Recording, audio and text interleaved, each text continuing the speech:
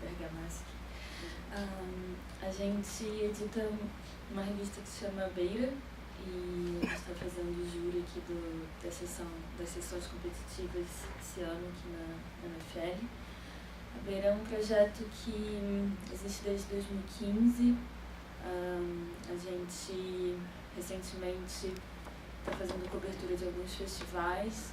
A gente fez o Festival de Brasília, o Tiradentes, agora a gente está cobrindo aqui a UFL.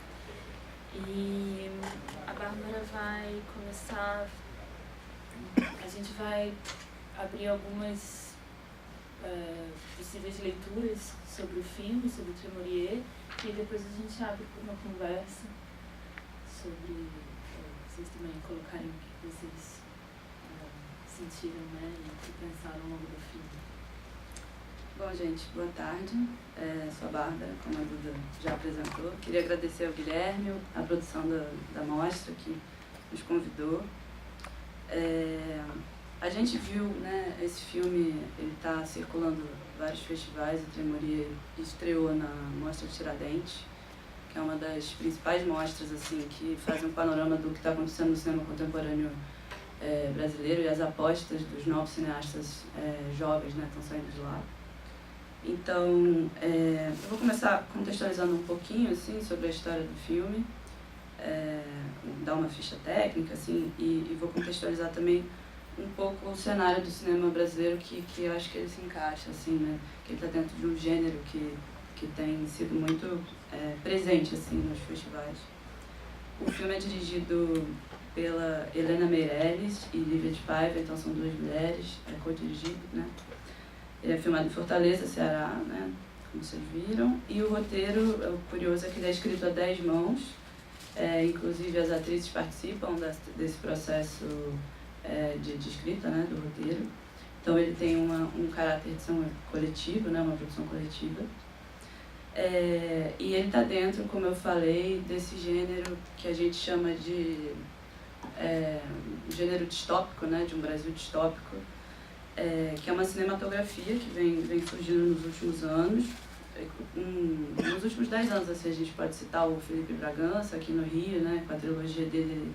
E outra característica é que esse tipo de produção traz uma linguagem do gênero, né, uma apropriação do gênero do terror, do musical e da ficção científica, mas a sua maneira, né, eles dão uma certa desconstruída no gênero também, é uma apropriação bem híbrida. Às vezes o próprio Felipe Bragança ele mistura vários gêneros no mesmo filme, né? E um marco também desse tipo de cinema é o filme Branco Sai, Preto Fica, do Adilei Queiroz, que é um cineasta de Brasília, né? E que produz ali filmes. Ele é da periferia de Brasília, né? Da cidade satélite, então tem também esse caráter de margem, né, assim. E posso citar vários outros, né, Aceita, que é um filme dos meninos do coletivo Surto e Deslumbramento, lá em Recife, que também é um filme que estava no Festival do Rio, que é distópico, que é de uma Recife, né, uma distopia que seria esse futuro não tão distante, que está logo ali, que é atemporal, tem um tempo que você não sabe localizar bem, pode se adequar a vários tempos diferentes, anos 60, anos 70, enfim, ele tem um atravessamento de questões, né, no tempo. O Boca de Loba, que foi um filme que a gente viu em Brasília, que é, curiosamente, produzido pela mesma produtora desse filme, né, Dudu? Que é um curta, é um média, é um curta. É o mesmo coletivo, né, de mulheres feministas que estão aí trazendo essas questões. E, bom, mas uma coisa que eu acho bacana também trazer, assim, que é um outro dado interessante desses filmes, é o fator da precariedade, né, deles, e que a precariedade vai ser um tema caro, assim, a teoria, a crítica e a historiografia do cinema brasileiro. Se a gente já é uma discussão, né, que está sendo feita aí desde os anos 60, o Paulo Emílio Salles Gomes, né, quando ele vai falar que o cinema brasileiro, o estado do cinema brasileiro, o ethos, é sempre essa característica de ser subdesenvolvido e nunca chegar, né, a uma certa evolução, porque a gente não tem uma estrutura de indústria de mercado, como nos Estados Unidos, com vários estúdios. Aqui tem o Paulo Emílio Salles de Gomes vai falar que são vários ciclos, né, que diferentes, tem o de Cataguases, a Cinédia, a Vera Cruz, enfim. Isso vai ser inclusive importante para o Glauber conceitualizar a estética da fome, né, que é a ideia de que na falta de dinheiro, de verba, de estrutura para a produção, você tem que ser mais criativo, e é isso justamente que vai impulsionar uma certa inventividade do cinema brasileiro, né, que é trabalhar na falta, trabalhar com pouco. Então eu acho que toda essa produção de distopia, ela é uma ficção científica mais precária, né, porque não tem uma grana para fazer super produções de efeitos especiais, mas isso que é o bacana, né, como que se resolve isso com pouco, né. Mas já é uma discussão aí que já vem desde os anos 60, mas uma diferença, né, que a gente pode marcar é que nos anos 60, principalmente por causa da política dos autores, né, que vem lá da França, da Nouvelle Vague, que o cinema novo vai pegar também, tem essa força do autor, né, centrado no diretor, e hoje em dia a gente vê muito mais uma expressividade nos coletivos. Como eu disse, tem um coletivo lá de Ceará também, que é o Alumbramento, tem o Surto de Deslumbramento, então tem-se essa tentativa de descentralizar o diretor dessa figura, né, que concentra tudo nele. E a grande questão do cinema novo também era ir para, né, filmar o verdadeiro Brasil, ir ao sertão, ir às favelas, e hoje em dia a gente vê que, na verdade, os objetos, né, se tornaram protagonistas e os próprios realizadores. Eles não são mais objetos, esses corpos periféricos, essas mulheres que são marginalizadas, negras, são lésbicas, que cresceram na favela, né? Elas estão tomando as rédeas, pegando as câmeras e produzindo as próprias narrativas, não são mais objetos. Não estou tirando também o mérito do cinema novo, não, que é muito revolucionário, também muito importante, mas a gente vê essa virada que agora são esses periféricos que estão tomando a voz, né? Assim, estão chegando atrás das câmeras. Bom, e aí uma outra questão que eu acho bacana também desse tipo de produção, e especialmente do Tremolier, que é a ideia de micropolíticas, né? De pensar uma forma de fazer política que não eu vou passar, depois que eu terminar de fazer esses primeiros apontamentos, que é mais uma contextualização geral, eu vou passar para a Duda, que ela trouxe a gente conversou antes de entrar aqui, dividimos um pouco a fala, mas aí ela vai dar continuidade a essa questão da micropolítica, mas que é uma questão que vai ser discutida muito ali nos anos 60, que é como é possível fazer política dentro de um campo dos afetos, né? Assim, como fazer política que não seja política com P maior, de palanque, de partidária, que você tem que se associar de uma forma institucionalizada, e como que a política pode ser feita nos ambientes domésticos, como que as questões de opressão e de estruturais estão nas relações afetivas, e como é possível fazer política através das relações afetivas, não mais centradas num líder único, numa coisa centrada numa pessoa só, mas que seja descentralizada, coletiva, e que passe pelo menor, né, pela política com P menor, que seria essas políticas dos afetos, né, no campo dos afetos. Então, como é que essas resistências se tornam mais nômades, são resistências de bando, é uma lógica de matilha dispersiva que não está centralizada, né, num único partido. Não tem um comando, não tem uma ordem, não tem uma hierarquia. Então eles são bem, são nômades, né, eles podem se espalhar e isso torna mais difícil também o controle, né, desse tipo de organização política. Então seria uma lógica mais da ordem da guerrilha e não da guerra. E a gente vê isso muito no Tremolier, né? Principalmente nas cenas da fogueira, como que a política está ali acontecendo num momento de escuta, num momento de ouvir o outro, de você prestar atenção, né, no que o outro viveu, não está tanto na coisa do grito, da ordem, né? Está mais no campo do menor ali.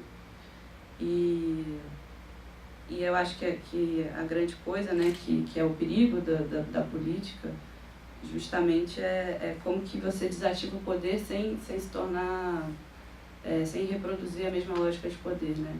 Sem permitir que o poder absorva essas estratégias. Então, seria assim, essa dúvida de como abolir o poder sem cair no risco de ser seduzido por ele. E essa proposta de micropolítica, que é coletiva, que é pequena, que é descentralizada, evitaria talvez uma absorção, né, dessas forças disruptivas pelo poder. Mas, enfim, são algumas colocações. Eu falei um pouco rápido, gente, desculpa. Mas, Duda, como que você acha? Bom, a gente, conversando muito antes de ver o filme, né, antes da sessão, a gente entendeu o Tremorier como um filme que é marcado pelas conversas entre as mulheres. E na verdade, esse dado é muito importante porque a própria troca de relatos, de vivências, é também algo que está muito presente numa luta feminista de hoje em dia, né? Que é uma certa produção de uma rede de cuidados entre as mulheres. E aí, bom, como a Bárbara falou, né, está nessa cena, por exemplo, da fogueira, né, que elas estão ali trocando bastante o que elas viveram. Mas em relação especificamente à distopia, eu acho que existe um desdobramento dessa discussão que é muito importante também em relação a esse debate de gênero, que é a possibilidade, a potência de se utilizar da imaginação, né? Então, a imaginação, quando a gente entra vê um filme como esse, ela tem um quê de uma possibilidade visionária, né?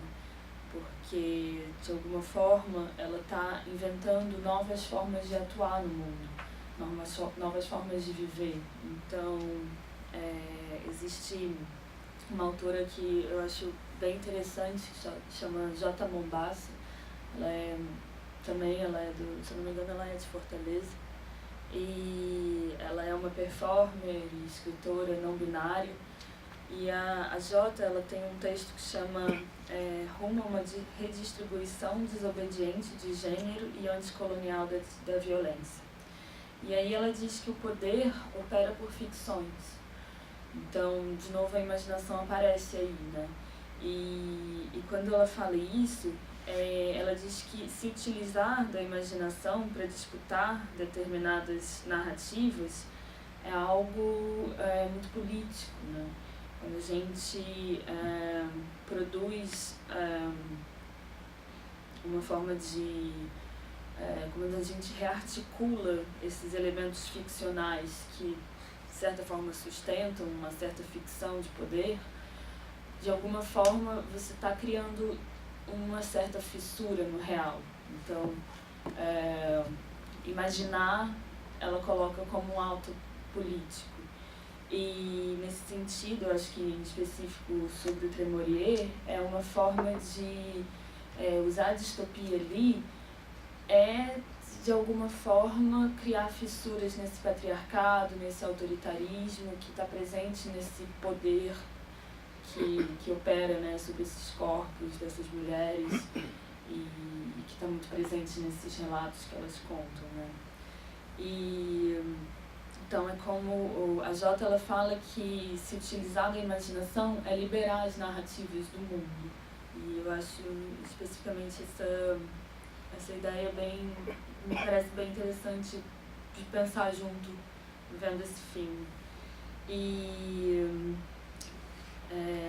Então, é basicamente uma possibilidade de construir algo novo, que não é possível construir esse algo novo se a gente não consegue imaginar esse algo novo. Então, tem alguns momentos interessantes, como quando elas recriam as cenas de repressão, e que isso não é representado, né? Não são as atrizes que estão ali refazendo aquela cena, mas elas estão contando aquilo que aconteceu com elas. E que se eu não me engano, é baseado em fatos reais, né?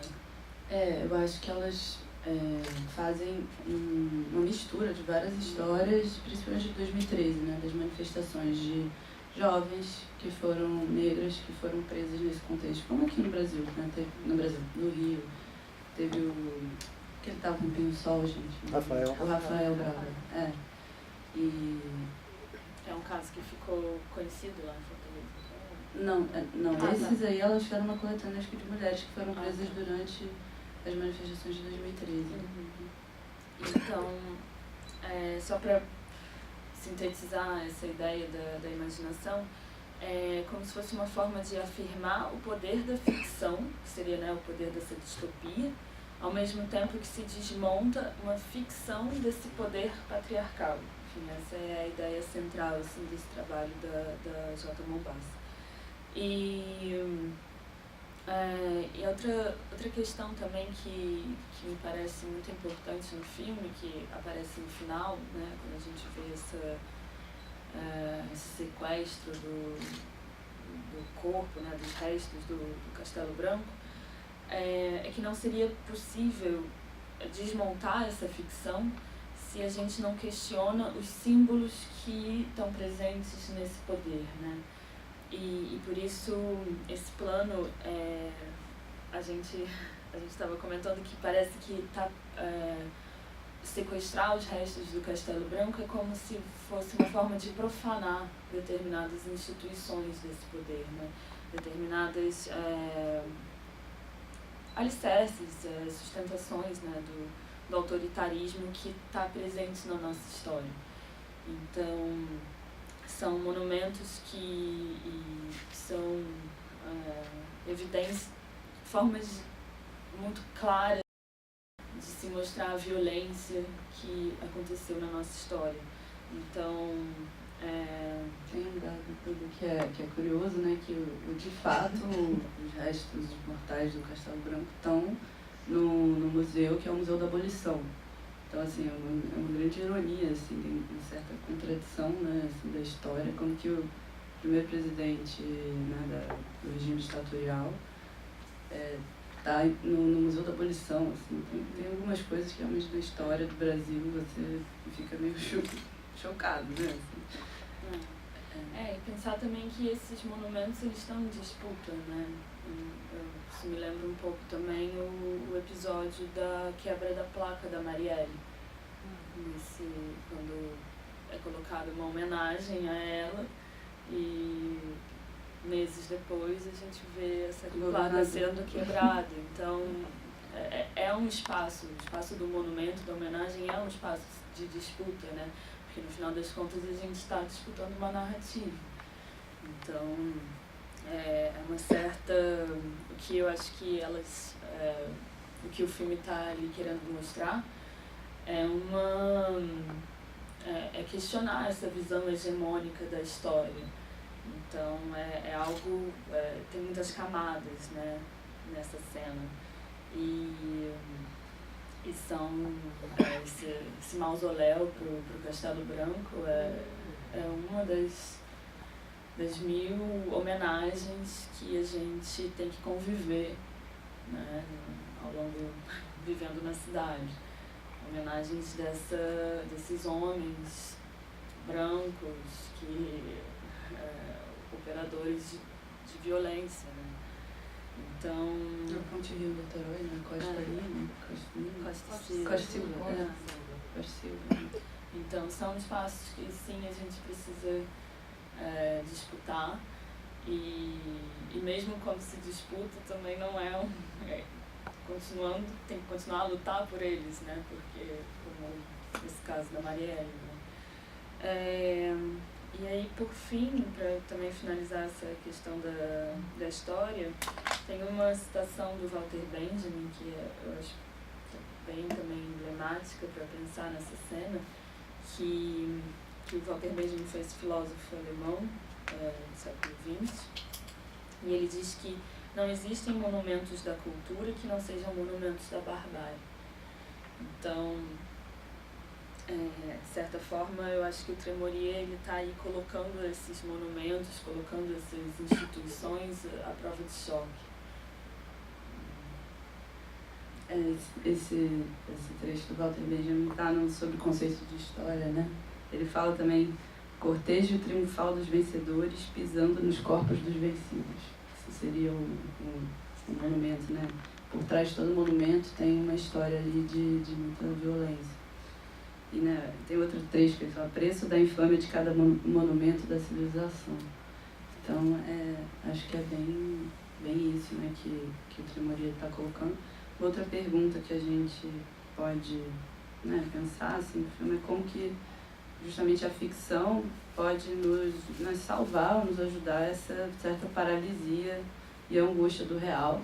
E como que quando o real parece que está se tornando cada vez mais surreal, né? As coisas que acontecem no real, a gente não tem mais capacidade até de identificar o que é verdade e o que é mentira, por causa das fake news. Como que a ficção científica, o absurdo, ou a ficção mesmo, podem dar conta do real melhor do que um documentário, talvez. Não melhor, mas assim, de forma potente também. E acho que é isso, assim. Bom, gente, vamos abrir para perguntas.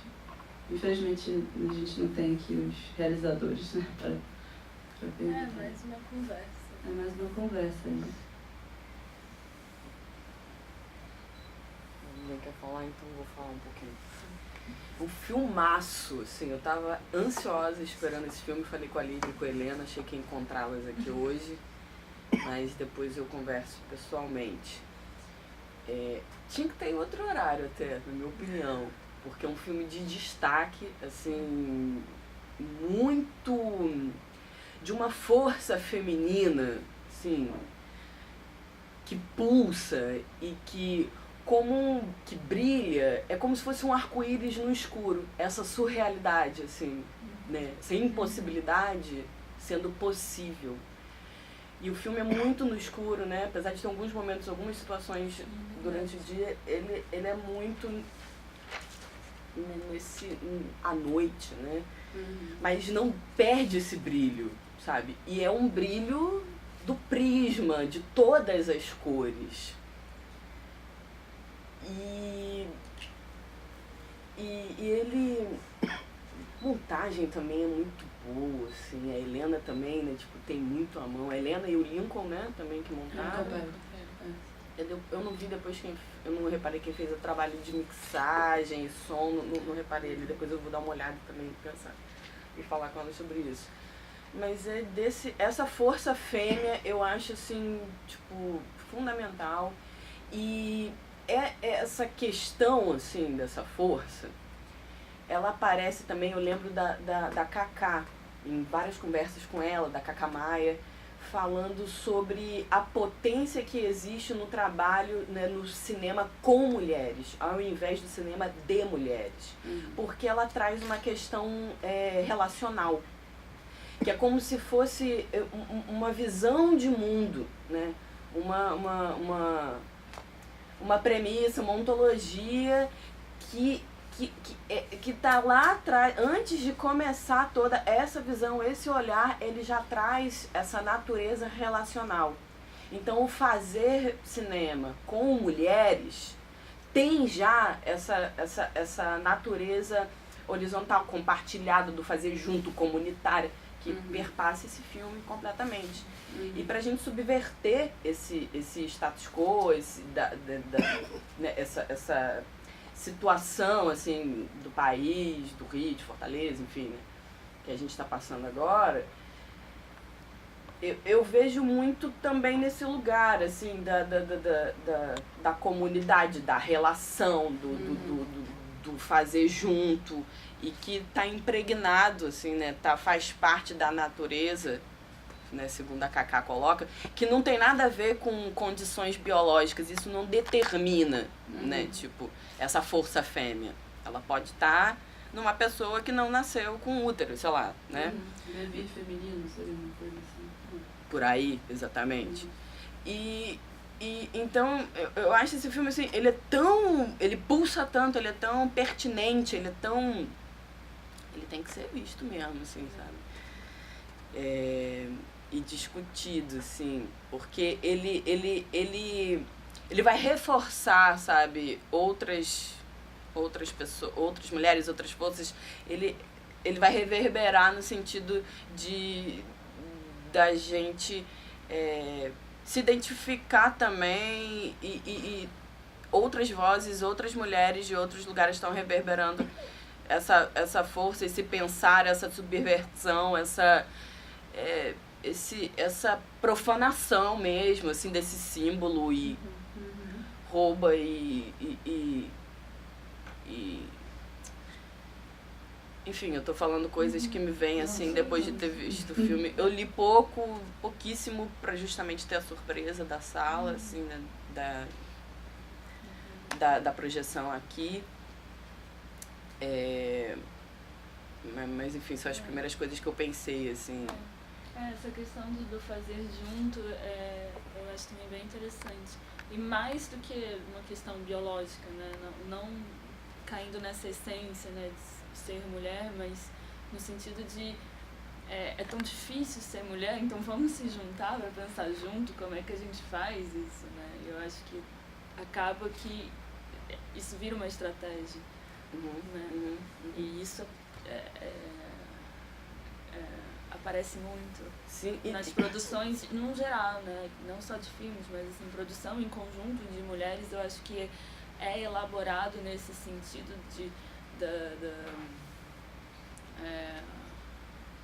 da relação que se faz, né? De como se faz, assim, como ter uma relação também saudável de produção. Mulher, eu acho que no final das contas a gente acaba também se preocupando com isso. E eu acho que assim, é muito história do Brasil também, né? Tipo, porque negro, negra, pobre, né? E do terreiro também. Essa relação que elas estabelecem de ter do fundo do quintal, na terra. É um terreirinho, né? E o pé sempre descalço, é um pé que perpassa no filme, tem sempre um pé de chinelo descalço. E quando ela sai, né, da prisão, ali que ela foge, ela coloca o chinelo na mão e o pé tá descalço em contato com a terra. Isso é muito a nossa história. Com a natureza também, né? Muito forte ali o tempo todo na terra. Isso é muito a nossa história, desse pé no chão, no terreiro. E essa resistência, né, ela vem muito também pela música. E o Glauber, né, tipo, você falou de cinema novo, assim, muito isso no Leão de Sete Cabeças, assim, né? Tem essa contraposição, assim, da alegoria dos colonizadores, né? Ali, na loucura, parece uma histeria, né? Tipo, das instituições, né? Que ele incorpora nos personagens, em contraposição ao povo local, né? Que fica, que vem muito na música, na dança, na tradição popular. E tem então, o sincretismo também, né? Total. Não, religião sempre ali no Glauber, né? Tipo, impossível, assim, não pensar nisso, não falar sobre isso, porque tá ali, faz parte. Mas é muito forte isso, dessa resistência vir pela música, pelo tambor, sabe? Pela percussão. Então, para além de ser mulher, de se identificar como mulher, de força fêmea, isso tá claro no filme, mas é a história de todos nós, assim. Só que, né, nesse olhar, por esse, né, viés, assim, tipo. Eu tinha anotado aqui, que eu acabei não falando, mas me lembrei, que acho que é isso que você falou da identificação, né? É muito importante, muito disruptivo um filme em que tenha corpos não normativos, né? Que são mulheres lésbicas, mulheres que não se depilam, mulheres que não estão dentro de um padrão eurocêntrico e que estão ali com todas as suas histórias. Isso o corpo é uma forma de engendrar um pensamento, né? Sobre o mundo. Então, só o fato de elas estarem ali, sendo retratadas, de ter aquilo, elas como personagens, já é muito, muito disruptivo, porque não se vê, né, esse tipo de mulheres no cinema mais convencional, assim. Então, é isso que você falou, né? Isso vai reverberar na identificação, enfim. É muito revolucionário ali. Um filme que é revolucionário no silêncio e na escuta, né? Não é no grito, não é isso que eu acho muito bacana também, que é possível fazer política com silêncio. É possível fazer política com, né, o olhar, né? Enfim. não só pela força, né? Tipo, pelo cuidado. Acho que é importante também, tipo, ter um momento de... Tá na música mais isso, né? Sim. Que são compostas pela atriz, né? São composições dela. É isso que eu ia perguntar também, se quem compôs é a atriz principal. Aqui, ela aqui. Não, a negra. Ah, tá. Qual que é o nome? Depois eu vou procurar ali. Eu estava pensando nisso que vocês falaram, eu acho que tem a ver também com essa questão. O que eu mais gostei de assistir o filme é justamente que ele é muito íntimo, né? São conversas ali muito gostosas de escutar, apesar do conteúdo ser sempre muito pesado. Eu me senti como se eu estivesse com uma amiga e ela me contando algo, e é justamente essa amizade, esse coletivo entre mulheres que passa muito pelo cuidado, por você se abrir com alguém que você confia. Talvez por isso também sempre descalças, né? Sempre muito à vontade, sempre em casa. Em casa entre elas. E é muito... E aí eu acho que ele marca realmente muito essa diferença dessa outra lógica monumental, masculina e enorme, esses homens de branco e fardados, e elas muito mais à vontade e dão uma volta neles, né? Então, consegue enganar, entrar e roubar esse homem morto, que, enfim, parece muito importante, né? Guardar esse corpo, guardar essa memória, né? Guardar esse passado. E, sei lá, mais um comentário mesmo, porque eu gostei muito dessa relação íntima entre essas mulheres, muito interessante. Tem também isso que você falou de pegar, né, o corpo. É interessante que é uma renegociação com o passado, né? Porque eles vão negociar. Então, vamos aqui renegociar o passado. Porque é um sequestro, né? Elas não vão lá e tacam fogo no mausoléu. Elas pressupõem, pressupõem o resgate. Vamos renegociar isso aí, vamos reelaborar isso. E tem muito a questão do jogo da capoeira também, né? Ali quando ela tem aquela cena que tem aquele buraco. E ela tá ali jogando, então é como se tudo estivesse em jogo, né? Eu vejo muito essa disputa no jogo, na renegociação, na conversa, né? Essa disputa de narrativa, ela perpassa vários momentos do filme todo, né? E aí fica muito claro. A questão do testemunho, né? A gente também não falou tanto. O interessante é que o filme é tudo de conversas, né? São testemunhos, né? Até alguns acho que são, inclusive, delas, assim, elas misturam várias histórias. E como que você consegue, através da imaginação, né, imaginar o que foi elas passaram por isso, e isso é muito potente. Não está retratado na representação ali, elas não tentam fazer uma reconstituição da cena, elas falam, é tudo através do testemunho, né, da fala. E isso é muito interessante também. Como que você pode... Como que o testemunho é potente mesmo, né? Como política. Né? E que só aparece lá na frente do filme, né? Boa parte do início, sabe de quem é, quem que veio, se fugiu, se morreu, se ela tá contando, tá imaginando uma pessoa, uma amante, uma companheira de trabalho, seja lá o que for, você não sabe ainda. Isso vem lá na frente. Então elas conseguem manter esse mistério de onde veio, quem foi, o que são essas mulheres, o que elas estão fazendo ali. Será que também importa saber de onde veio, de onde vai também? Não sei.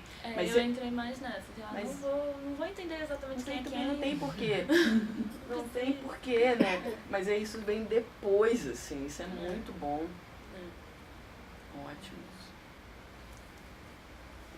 Mais uma pergunta, gente? Impressão, comentário? A Helena, ela mudou o sobrenome? Ou é porque... Porque tem uma Helena Lessa. Não é a Helena Lessa, né? Não, Não, é porque Helena Lessa é outra, é uma madrinha. A Helena Lessa é quem faz a Ela parte faz gráfica. até o... Sim, mas a Helena também já fez um filme, passou na mostra. Fez Buraco Negro? É Buraco Negro? Não. Junto com Petrus. Acho que foi o primeiro longa dela. Não sei se foi o E primeiro. a própria Lívia. A Lívia também já participou. Lívia também. Em vários filmes, e todos nessa pegada também. Não sei se vocês já viram, os curtos. Eu vi um pedaço, Galera até aqui do na Osso. Tem um outro filme também do Ceará, eu acho que é o Cartucho de Nintendo. Que está na mostra. Que está na mostra, Na que mostra também é distópico. de estudante, né? Que é muito interessante. Que é um filme interessante, bastante distópico também, dentro desse gênero. O Ceará tem uma produção está tendo, né, nos últimos anos, gigantesca e maravilhosa. Né? Outra observação, o policial que eles tentam negociar é o Guto Parente, que é o cineasta, né, o realizador. Engraçado. E ele montou o filme também, né? Ele participou. Não, foi o Lincoln. Acho que foi o Lincoln, não? Foi o Lincoln Péricles e mais uma pessoa. Mas ele participou em outro... E o Lucas e o próprio, que vocês citaram antes também, da galera do Alumbramento, né? Que fizeram história, né? Há uns 15 anos atrás. Os gêmeos lá. Os gêmeos Prete, né? Isso, o Marcelo Iqueda, que ajudou a galera. Sim, Estrada pra Ítaca. E fizeram vários. Mas encerrou. Tá bom, teve ótimo. Bom, mas eu acho que... Então, tem também pra finalizar o debate, com uma frase de efeito. Tem um filme do Janeton que está passando aqui, né, na Mostra Homenagem, que chama, gostei muito do título, que é A Esperança é um Animal Nômade. Eu acho que é bem o que é o Tremouria, assim, a gente tem que ter uma esperança nômade de bando, de coletivo, de que, né, através também do animal, do ancestral, da terra, a gente possa, né, disputar aí um território, uma narrativa. Porque pela razão, né, que está muito associada ao homem, tipo, não colapsou, né, tipo, não vai ser por aí, assim. Tipo. Que bom, né? Demorou, chega agora, gente. É isso, gente. Obrigada. Valeu, obrigado a você.